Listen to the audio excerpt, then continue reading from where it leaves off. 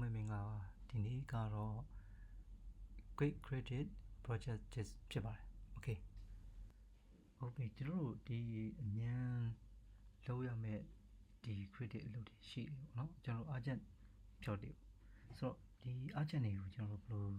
ပြင်ဆင်ရမလဲဆိုတော့ tips လေးတွေကျွန်တော်အမြဲတမ်းမှတ်သားမိတယ်အလုပ်ဖြစ်နိုင်မယ့်အကြောင်းအရာလေးတွေကျွန်တော်ချရတာရှိပါတယ်ဆိုတော့အဲ့ဒါတွေပါလဲဆိုတော့ရှင်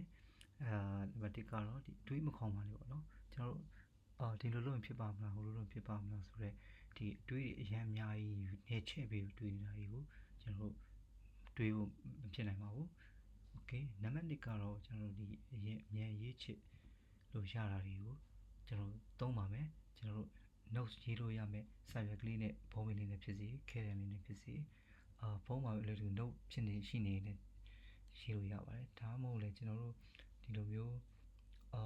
အမြန်ပဲကျွန်တော်တို့မှတ်သားလို့ရနိုင်မယ်နေရာတစ်ခုရှိရင်ရပါပြီဆိုတော့ကျွန်တော်တို့ဒီကွန်ပျူတာကိုရှာမယ် laptop ရှာမယ် tablet ရှာမယ်ဖုန်းမရှိလက်ထဲမှာမရှိဖုန်းလိုက်ရှာတယ်ဆိုတာမျိုးတွေကျွန်တော်ဖြစ်စေပဲနဲ့အလွယ်တကူရှင်းမှတ်လို့ရတဲ့ဟာနဲ့အမြန်ဆုံးချပြီးရေးပြီးတော့ဘာလုပ်မယ်ဆိုတာတတ်မှတ်လို့ရနိုင်ပါတယ်ဆိုတော့ဒါနံပါတ်1 Okay နံပါတ်3ကကျွန်တော်ဘာလဲဆိုရင်အုံနောက်ကို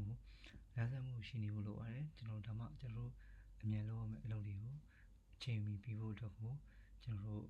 ဘာတွေလုပ်ချင်တယ်ဘာတွေလုပ်ရမယ်ဆိုတော့ဆုံးဖြတ်ချက်တွေကိုအမြန်ဆုံးချနိုင်မှာဖြစ်တယ်ပေါ့နော်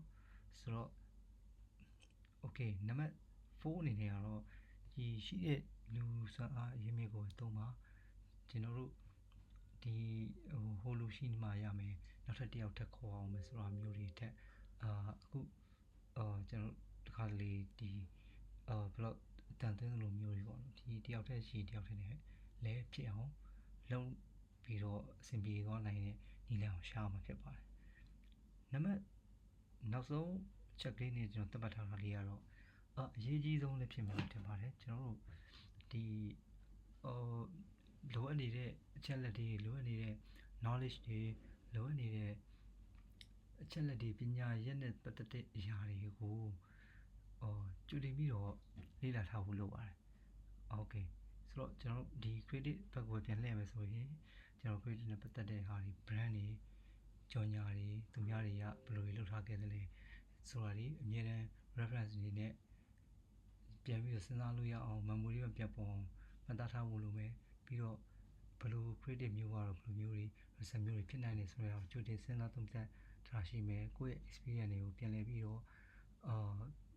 တော့memory မှာပြန်ပေါ်လာအောင်ပြန်ခေါ်ပြီးတော့ဒီလိုမျိုးလုပ်ခဲ့ရင်တော့ဒီလိုမျိုးဖြစ်နိုင်တယ်ဆိုတော့အကျိုးအကြောင်းတွေကိုစဉ်းကျင်နိုင်အောင်အစိုးရကလေးကလေ့လာထားတာ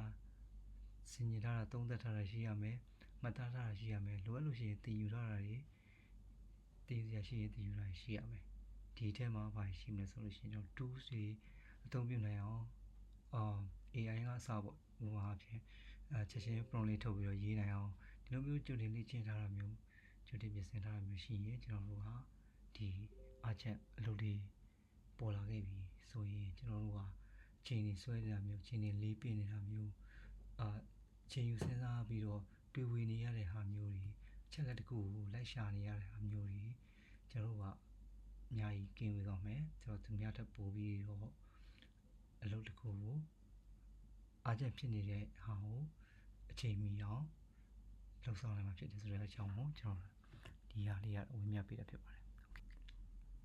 ဒီနေရာမှာကျွန်တော်လင်းတင်လို့ upper clay တွေနည်းငယ်ပဲတော့ထည့်လိုက်နေပါတယ်ဒီ depth က